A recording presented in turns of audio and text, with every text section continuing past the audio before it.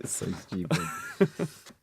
Every single day when we do our radio show, there's usually one big story that stands out, the one that dominates the headlines. So what we thought we'd do with the YouTube channel is kind of take the most interesting of the day and just continue the discussion.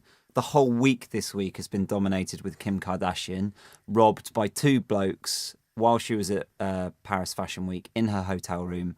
They disguised themselves as police officers. And I always say this. Brilliant idea, by the way. Simplicity is key in anything, whether it's business, design, robberies. Hiding in plain sight. Dressed as a cop. And no one questions you, do they? The majority of burglaries as well, they happen in the middle of the day.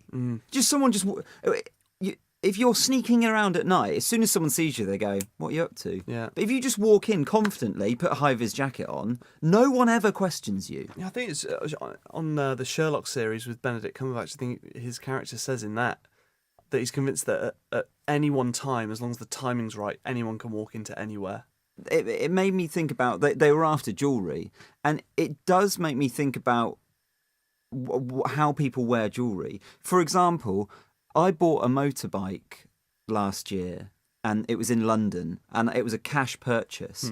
So I got $5,000 of cash out from the bank, and I had it in my rucksack, and I had to go on the London Underground. I had to go on the tube, and I remember being completely paranoid. Of course, no one knew that money was in there. No. But I wore the bag on my front.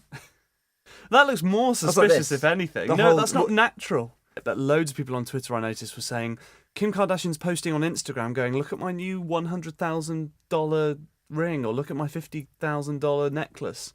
It's like a walking catalogue. You're just like, well, look at, it's a guarantee. Those guys wouldn't have necessarily known exactly what jewellery she had on her at the time, but they could probably guarantee it's going to be worth a lot of money.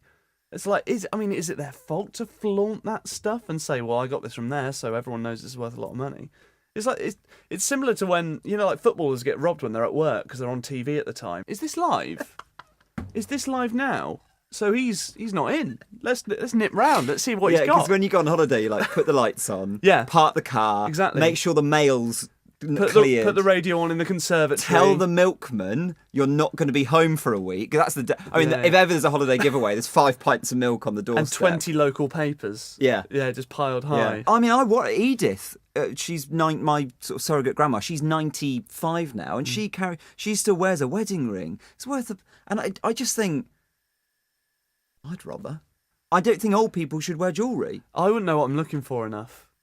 I'm one of those people where, like the you'd rob someone, mug them, and you've got a top shop ring. Yeah. Oh, easily. Oh, definitely. It's like when people come back from holiday going, Michael Kors bag. Actually, you look closely, the letters are closer together. $15. I'd be like, is it? I've no idea. I could never tell the difference. Yeah. If you missed the video we did with Ken Hom yesterday, you can just can we link to it?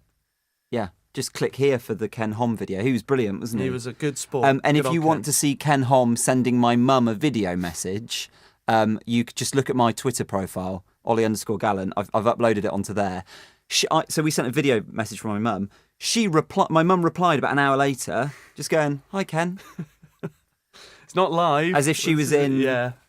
Oh, hi, Ken. Yeah. Good to see you again. Yeah, as if he still had my phone. That'd be Ken now to all of her mates. Yeah, that's what she does. That's the same with Dave. Cameron. Beckham. Cameron, former Prime Minister. She bumped into him in the high street once. He brushed past her. Now it's Dave. Rod and Penn. Rod Stewart and Penny were in a hotel, in the same hotel as her. Rod and Penn now. Yeah. Mental. Saved in a phone.